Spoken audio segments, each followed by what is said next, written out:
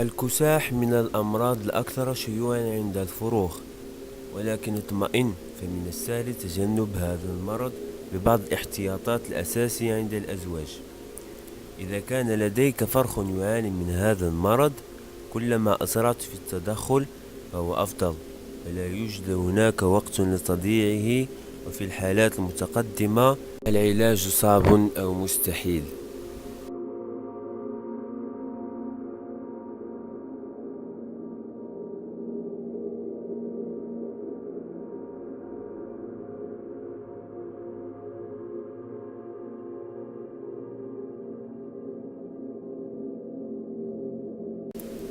إذا لم تكن قاعدة بياضتك خشنة قليلا، فسوف يصعب على الفروخ التمسك بأنفسهم داخلها.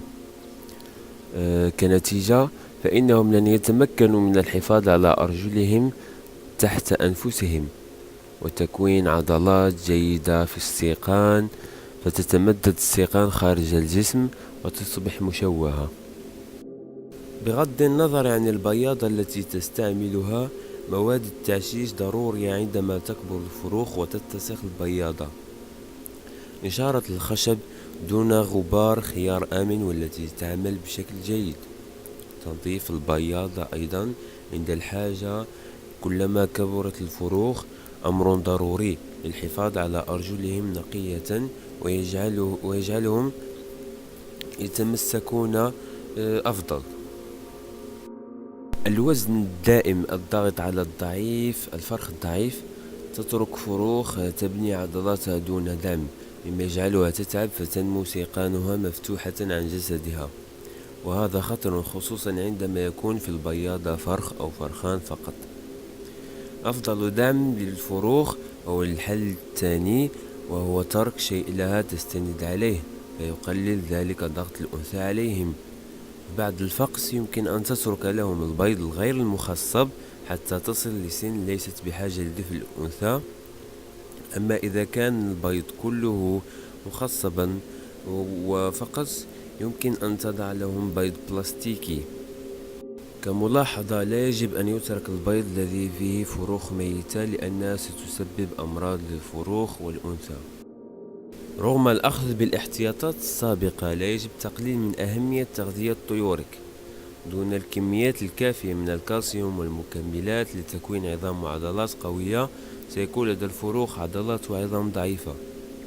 لذا فيجب أن يكون الغذاء متوازن، من خليط من حبوب، خضروات طرية، بيض مسلوق، وأيضا توفر عظام السبيط وحجر الكلس والفيتامينات السائلة.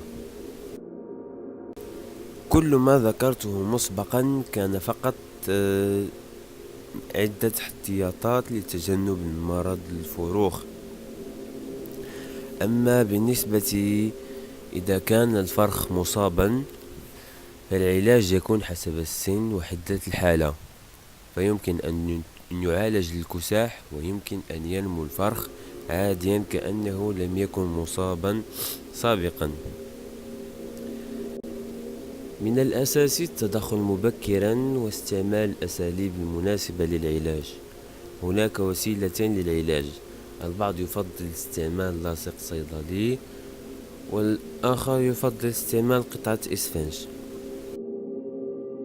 بالنسبة لتجهيز القطعة العلاج، نأخذ قطعة رقيقة من الكاوتشوك المطاط، 35 مليمتر على 8 مليمتر. ثم نأخذ حلقة رجل البادجي أو تضع ثقب قطره 5 مليمتر فقط.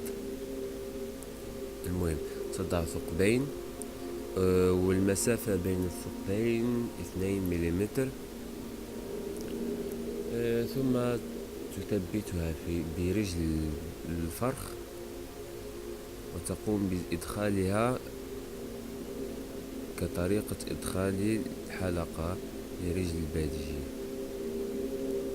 تأخذ الإصبعين الأمامين هما الأولين، ثم تدخل الإصبعين الآخرين. في البياضة ممكن أن تقوم بوضع بيض بلاستيكي أو بيض أكبر حتى يستند البادجي الفرخ حتى يستند الفرخ عليها. وأيضا في نفس الوقت سوف يحمي الفرخ من وزن الأنثى ومن الضغط عليه حتى يعالج بشكل أسرع. وبالنسبة لليل يمكن أن تضعه في وعاء صغير، بما أنه وصل لسن مناسب حتى لا تختلط بينه الأنثى كثيرا، ويمكن أن تضعه في وعاء صغير حتى يجتمع نفسه. وتضع ما بين 10 أيام إلى أسبوعين كاملين حتى يعالج الطائر ويظهر لك بأنه يستطيع أن يتمشى وأنه يستطيع أن يقف وقوفا ثابتا كالطيور الأخرى.